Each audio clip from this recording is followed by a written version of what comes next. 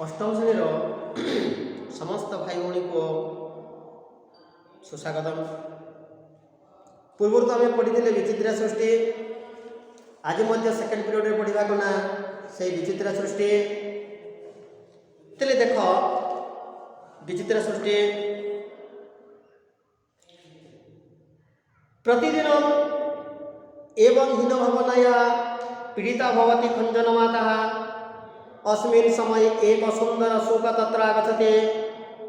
जदा वृक्षशाखायां खंजन माता तं पश्यति तदा तस्या मनसि ईर्षा आगच्छति।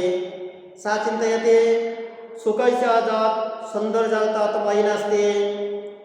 तस्य गानम् उडयनं कर्णद्वयस्य नेत्रद्वयस्य च तृप्तिं जनयति। तदा एक व्याध तत्र आगच्छति। जलेन शुकस्य बन्धनं करोति, पिञ्जरा मध्ये तं स्थापयति च। भीता खंजन माता शुकस्य अवस्थां पश्यति। ईश्वरस्य कृतेः धन्यवादम् अर्पयति, वदति च शुक सुन्दर दृशं सौन्दर्यं यदि मयि भवति तर्हि अहं तत्क्षणः बन्धनयुक्ता भवेयम्। ईश्वरस्य दृष्टि व्यवस्थिता अस्ति, अस्माकं मनः तो अव्यवस्थितमेव। अनेन सत्यज्ञानेन खंजन मातुः हीन भावनः गच्छति। सा परिवारेण सह सुखेन कालं यापयति।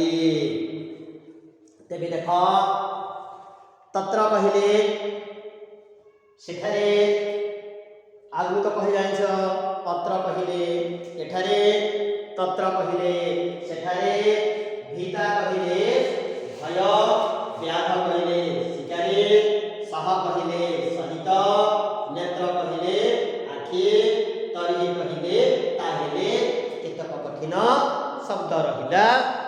तेबे देख एबे अध्ययन करिबा। प्रतिदिनम दिनम दिनम प्रतिदिनम समास ले तो अव्ययभाव समास हुए। तले प्रतिदिनम एवं हीन भावनाया पीड़िता भवती खंजन माता। प्रत्येक दिन हीन भावना रे दुख बा कष्ट पाउथबा सेही खंजन माता। प्रतिदिनम एवं हीन भावनाया पीड़िता भवती खंजन माता। प्रत्येक दिन हीन भावना रे दुख पाउछि किए ना सेही खंजन माता। अस्मिन् समय एक सुंदर सुख तत्र आगच्छति।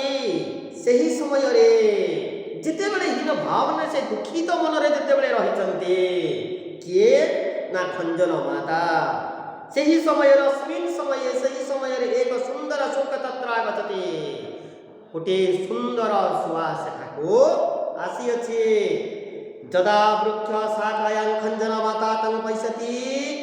जेते बेले वृक्ष शाखारे गछर डाल रे खंजन माता तं पश्यति ताको देखि देछि। काहाको देखिले? कं पश्यति? सुकं पश्यति, सुकको देखिदेले। तदा तस्या मनसि ईर्षा गच्छति। सेतेबेले तांको मनरे ईर्षा भाव जागृत होला। ईर्षा कहले बुझी पाउछ ना रे नहीं? अरे हिंसा भाव जागृत हैला, हिंसा आसीगला। सा चिंतयति, से चिंता करे शुकस्य जत सौंदर्य तत् मयि नास्ति। अरे शुकर जो सौंदर्य रूप रहिछि ताहा मोर नाही। तस्य गानम ताहार गान, उडयन उडिबा, कर्णद्वयस्य कान दुई, नेत्रद्वयस्य एवं नेत्र दुई, आखि दुईटी तृप्ति जनते संतोष लाभ हेउछि।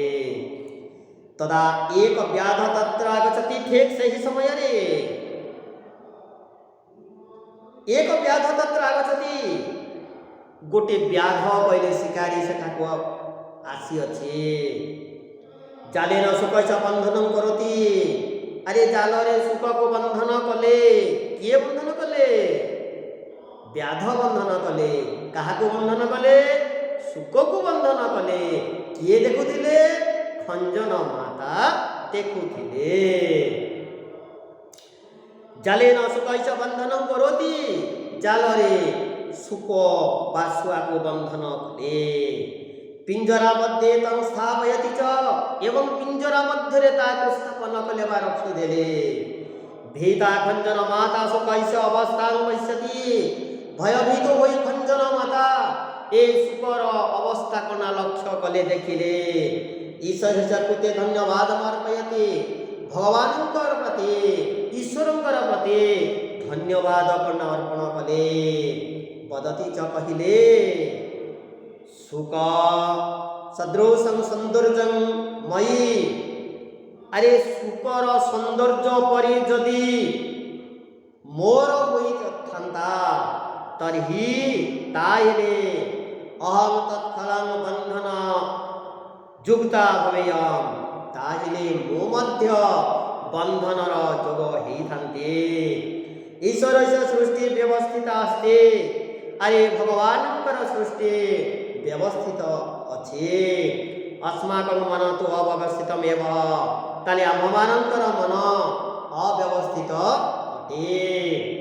ଅନେନ ସତ୍ୟ ଜ୍ଞାନେନ, ତାଲେ ଅନେନ ସତ୍ୟ ଜ୍ଞାନେନ ଖଞ୍ଜନ ମାତହୀନ ଭବନାୟ ଗଚ୍ଛତି, ତାଲେ ଅନ୍ୟ ମାର୍ଗରେ ଅନ୍ୟ କଥାରେ ଖଞ୍ଜନ ପରିବାର ଖଞ୍ଜନ ମାତା ହୀନ ଭାବନାରେ ଦିନ ଗୁଡ଼ିକ ଅତିବାହିତ କରୁଅଛି।